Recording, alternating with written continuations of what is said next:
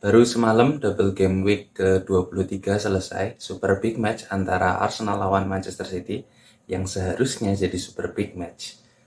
Nah, ini aku rekaman lebih belakangan, soalnya aku bikin video Ars PPT terlebih dahulu, sekalian persiapan Aston Villa lawan Arsenal. Nah, ini aku rekaman Jumat dini hari jam 2.15 di Indonesia Barat, dan semua udah updated, klasemen, poin semua udah masuk. Oke, kita mulai dulu dari hasilku di game week 23. Seperti biasa aku pakai formasi andalanku 3-4-3. Di kiper aku pasang Ward, dapat 3 poin. Aku lebih pasang Ward karena aku nggak nyangka Raya bakal bisa dapat banyak saves di pertandingan lawan Arsenal. Di back 3 aku pasang Trippier, Shaw sama Share seperti biasa. Trippier sama Share yang lagi-lagi biasanya mendongkrak poin gagal clean sheet dan masing-masing cuma dapat 2 poin. Sementara Shaw dapat 12 poin, clean sheet dan 1 assist. Itu investasi terbaik sih. Nah, ini dia. Di tengah aku ada Saka, Fernandes, Rashford sama Odegaard. Aku agak sebel dan setengah sial kemarin. Soalnya di detik-detik akhir aku mutusin untuk nuker March untuk double game week Saka dibandingin Mitoma. Aku kaptenin pula. Ya, Sakanya sih tetap dapat poin yang lebih gede daripada Mitoma, tapi sebel aja. March pas tak tuker, sekalinya tak tuker malah nyekor, dapat poin gede lagi, 10 bola. Ngomong-ngomong, sebenarnya aku lebih pengen nuker Andreas untuk salah satu antara Saka atau Mitoma pas detik-detik akhir itu, tapi duit nggak cukup. Oke, next. Nah, terus Rashford seperti biasa cetak gol, Odegaard tetap mengecewakan lagi, tapi aku tetap mainin Odegaard karena kemarin itu dia double game week, dan 2 game week lagi masih double game week. Ya, risiko yang emang aku ambil sih. Toh Arsenal besok di game week ke-25, 2 minggu lagi, itu mereka double game week.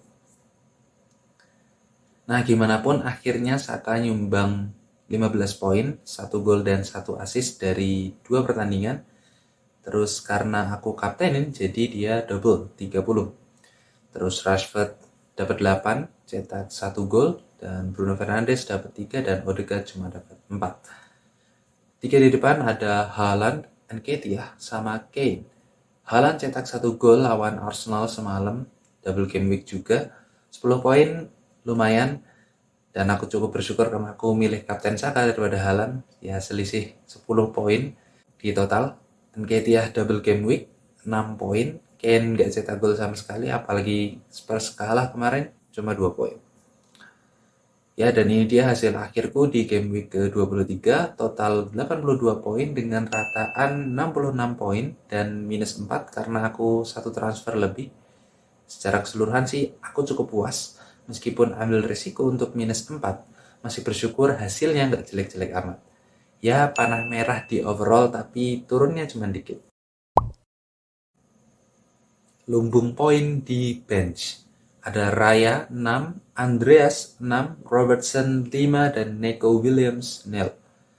Ini aku sering banget ngalamin, harus diakui sih kemarin aku agak nyepelein Liverpool di derby Merseyside. Tadinya kupikir Liverpool yang lagi setertatih-tatih ini itu bakal sampai kewalahan lawan tetangga birunya. Tapi ternyata mereka tetap superior seperti biasa kalau lawan Everton. Jadi aku harus bayar dengan hangusnya 5 poinnya Robertson. Kalau Andreas udah nggak tanggap dari kemarin-kemarin, jadi hilang 6 poin pun bukan big loss. Sementara Raya juga nggak nyangka bakal hangus 6 poin, seperti yang udah tadi tak bilang di awal. Dari hasil game week ke-23 aku tadi, buat game week 24 besok aku berencana untuk nggak transfer, atau paling banyak transfer itu cuma 1 pemain aja. Pertama, karena nggak ada double game week dan situasi darurat di game week ke-24. Jadi menurutku minus 4 poin atau ambil 1 transfer lebih atau lebih dari itu bukan pilihan yang bagus. Yang kedua, karena game week 25 skuadku keropos karena banyak yang blank atau kosong. Oh ya, ngomong-ngomong aku masih berusaha nyingkirin Neco Williams dan Andreas ya. Rencana ambil Mitoma dan Mi pun masih hidup. Tapi sepertinya bakal tak tunda karena Neko dan Andreas nggak blank di game week 25. Sementara Mitoma dan Mi itu blank di game week 25. Oke, jadi gini, balik lagi ke masalah blank game week. Nah, di game week ke-25, 2 minggu lagi, itu ada 4 tim yang blank. 2 diantaranya yaitu MU sama Newcastle karena efek final Carabao Cup. Sementara masing-masing lawannya itu juga sama blank, yaitu Brighton dan Brentford. Nah, di timku sekarang ada 9 pemain yang tersedia, yang mana berarti 14 kurang, kok 14 ya? 15 kurang 9, 6. Ada 6 dari paling banyak 4 tim yang tak sebut tadi. Nah, 9 pemain yang tersedia ini ada 1 kiper, 2 back, 3 gelandang, dan 3 pemain depan. Karena 9 dari 11 yang kehitung poinnya itu hampir penuh, cuman kurang 2 ya, itu berarti untuk penuh. Jadi sayang banget kalau aku harus pakai free hit di game week 25 nanti, apalagi kita nggak tahu ke depan bakal ada hal-hal yang aneh atau enggak. Nah, makanya aku bakal ambil 1 transfer lagi dengan ngorbanin 1 pemain yang blank di game week 25 biar pemainku jadi 10 dari 11 buat game week 25 nanti. Nah, aku pikir ini solusi yang cukup optimal ya, yang malah udah paling optimal untuk situasiku sekarang. Nah, terus pertanyaannya kan adalah siapa yang mau tak korbanin dan siapa yang mau tak masukin. Pertama, supaya 10/11 itu terpenuhi, aku cuma bisa ambil 1 back atau 1 gelandang. Ambil 1 kiper nggak guna karena aku udah punya 1 kiper. Dan di depan udah available semua tiga-tiganya. Nah, dari rumus itu berarti di back ada Trippier, Shaw, dan Share yang bisa dikorbanin, yang mana 3 yang selalu jadiin starter selama ini. Sementara di tengah ada Bruno Fernandes dan Rashford. Kita mulai dari back dulu. Agak berat sejujurnya pilih 1 dari 3 back di belakang ini untuk dikorbanin. Meskipun ketiganya ini bakal ketemu lawan berat di game week 24 dan 26, kita semua tahu kontribusi mereka selama ini dan jaminan poinnya sama jaminan starternya itu loh yang bikin agak berat untuk ngelepas. Apalagi harganya naik terus. Kalaupun harus pilih salah satu dari 3 di belakang itu, mungkin aku akan korbanin Fabian Schär. Karena besok lawan Liverpool mereka, si Newcastle ini. Dan game week 25 kosong, terus game week 26 lawannya Manchester City. Secara dia juga back tengah, tentu peluang untuk dapat poinnya nggak lebih tinggi daripada Trippier sama Shaw yang secara teoritis mereka adalah back sayap. Meski kadang-kadang sekarang Shaw suka main di back tengah. Pertanyaannya adalah siapa yang bakal jadi penggantinya? Nah, teman-teman bisa banget jajaki opsi-opsi ini. Yang pertama itu ada James Tarkowski-nya Everton, 4,2, jaminan starter, murah, double game week, 1 home dan 1 away ke Arsenal, plus masuknya Sean Dyche ke Everton, lagi ada suasana baru, meskipun kemarin baru aja kalah di Derby Merseyside. Yang kedua adalah Maximilian Kilman 4,3 atau Craig Dawson 4,8. Dua-duanya di Wolves dan double game week di game week 25. Di 2 match terakhir mereka diduetin sama Lopetegui buat jadi back tengah, duet senior dan junior. Bahkan Dawson sempat cetak gol pas Wolves nyukur Liverpool 3-0. Kemudian yang ketiga ada Saliba 5,3 dan Gabriel 5,2 atau Ring. Double game week dua-duanya meski Arsenal belum menang di 3 pertandingan terakhir Liga Inggris. Apalagi clean sheet. Tapi peluang untuk dapat poin lebih di double game week itu sama sekali nggak bisa diremehin. Jadi ya silakan dipertimbangkan. Sementara di tengah aku nggak lihat Rashford boleh dilepas. Dia harus ada di tim. Jadi satu-satunya opsi itu adalah Bruno Fernandes. Dan pilihan yang oke menurutku karena di tengah ada Riyad Mahrez dengan 7,8 M yang di 3 game week ke depan itu lawannya nggak gitu berat. Apalagi City lagi performa yang bagus dan semalam baru ngalahin Arsenal. Dan secara performa Bruno Fernandes dan Mahrez masih 11-12 untuk akhir-akhir ini. Plus harganya Mahrez jauh lebih murah. Nah, selain Mahrez, teman-teman juga bisa lihat opsi-opsi kayak pemain-pemain Leicester.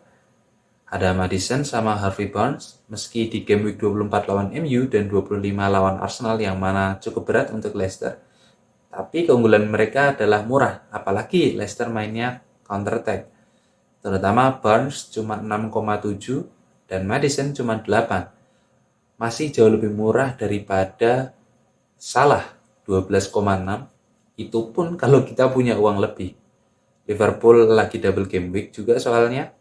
Atau kalau yang sama-sama Liverpool tapi mau yang lebih murah ada Gakpo 7,7. Atau sekalian aja Kevin De Bruyne 12,4 kalau punya uang lebih juga. Dan karena City juga lagi manasin mesin lagi. Terus bonus buat di depan, seandainya teman-teman butuh pemain depan, aku saranin 3 nama ini. Yang pertama, Iheanacho 6,1, habis cetak gol kemarin lawan Leicester, nyukur Spurs 4-2 ya, kalau nggak salah. Meski lawan MU dan Arsenal next, tapi tetap aja patut diperhitungkan. Kita tahu track recordnya Leicester kayak apa kalau lawan tim-tim Big Six. Terus ada Oli Watkins 7,1, nextnya lawan Arsenal dan Everton. Sejujurnya aku dari dulu nggak pernah yakin sama nih orang Watkins ini. Tapi sepertinya formnya lagi bagus. Jadi ya oke lah, boleh mulai dikurangin dikit-dikit keraguannya. Terus ada Wilfried Gnonto-nya Leeds 5M, murah banget ini asli. Dan Leeds lagi ada suasana baru sepeninggalnya Jesse Marsch. Bisa imbang 2-2 lawan MU kemarin dan mereka itu cetak 2 gol cepat loh lebih dulu. Kalau aku jadi teman-teman sih, dari 3 orang ini aku pilih Gnonto. Oh ya, ngomong-ngomong, semua yang tak saranin adalah yang main di game week 25, yang nggak blank. Oke, itu dulu aja tips transfer kali ini. Langsung ke final lineup. Nah, jadi kayak gini tuh kira-kira bakal calon line up-ku buat game week 24 nanti. Aku kemungkinan besar bakal tuker Bruno Fernandes untuk Riyad Mahrez di tengah dengan semua pertimbangan tadi yang udah tak sebutin. Udah, satu itu aja. Tentu masih bisa berubah karena bursa transfer masih dibuka sampai besok Sabtu jam 6 sore di Indonesia Barat. Oke, itu dulu. Kalau nggak ada halangan, kita ketemu lagi di Fantasi PPT Kamis atau Jumat depan, ngulas hasil Game Week 24 sama rencana Game Week 25. Itu pun kalau aku masih bikin video ya. Ini ada sesuatu yang mungkin dalam beberapa video ke depan mau tak ceritain. Oke, terima kasih. Bye-bye. Klik yang kanan atas kalau mau nontonnya urut. Klik yang kanan bawah kalau mau ganti genre.